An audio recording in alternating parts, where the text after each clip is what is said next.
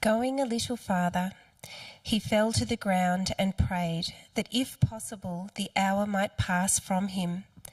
"Abba, Father," he said, "everything is possible for you.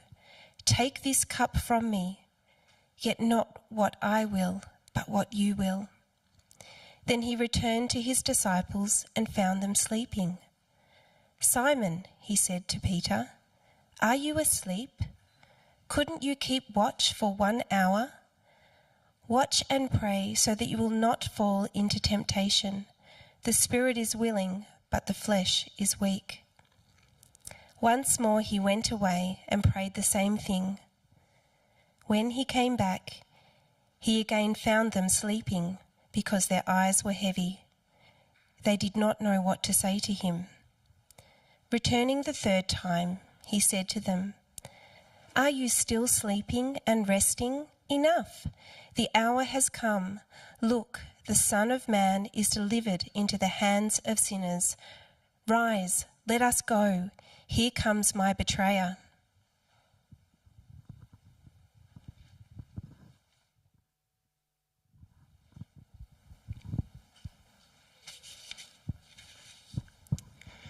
Just as he was speaking, Judas, one of the 12, appeared. With him was a crowd armed with swords and clubs, sent from the chief priests, the teachers of the law, and the elders. Now the betrayer had arranged a signal to them. "The one I kiss is the man. Arrest him and lead him away under guard." Going at once to Jesus, Judas said, "Rabbi," and kissed him. The men seized Jesus and arrested him. Then one of those standing near drew his sword and struck the servant of the high priest, cutting his ear.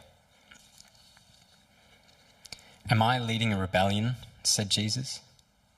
"That you have come out with swords and clubs to capture me? Every day I was with you, teaching in the temple courts, and you did not arrest me.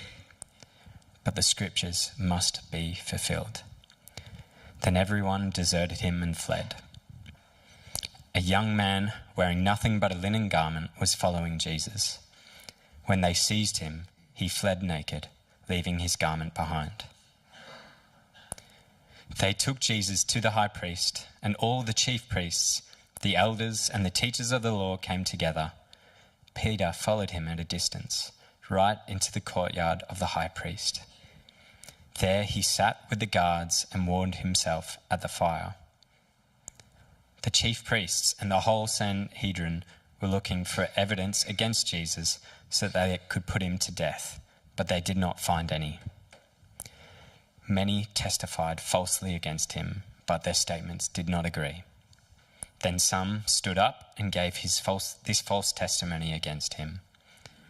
We heard him say, "I will destroy this temple made with human hands, and in 3 days will build another, not made with hands." Yet even then their testimony did not agree. Then the high priest stood up before them and asked Jesus, "Are you not going to answer? What is this testimony that these men are bringing against you?" But Jesus remained silent and gave no answer. Again the high priest asked him, "Are you the Messiah, the Son of the Blessed One?" "I am," said Jesus. "And you will see the Son of Man sitting at the right hand of the Mighty One and coming on the clouds of heaven." The high priest tore his clothes. "Why do we need any more witnesses?" he asked. "You have heard the blasphemy. What do you think?" They all condemned him as worthy of death. Then some began to spit at him. They blindfolded him, struck him with their fists, and said, "Prophesy." And the guards took him and beat him. While Peter was below in the courtyard, one of the servant girls of the high priest came by. When she saw Peter warming himself, she looked closely at him. "You also were with that Nazarene, Jesus," she said. But he denied it.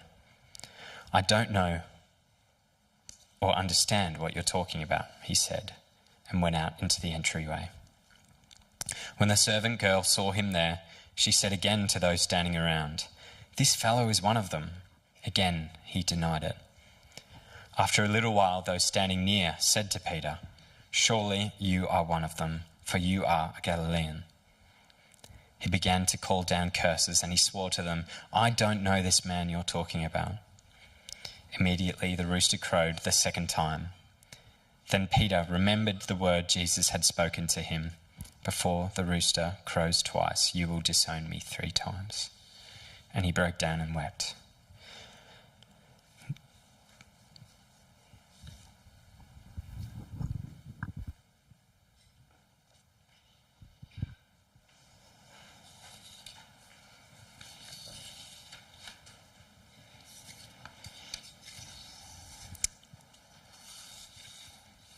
As the music team prepares to come and lead us in some more songs, I want to ask you the same questions that I asked at the start. When you put yourself into this reading, who do you identify with? What surprises you from this story? What emotions rise to the surface? Betrayal, grief, despair, loneliness.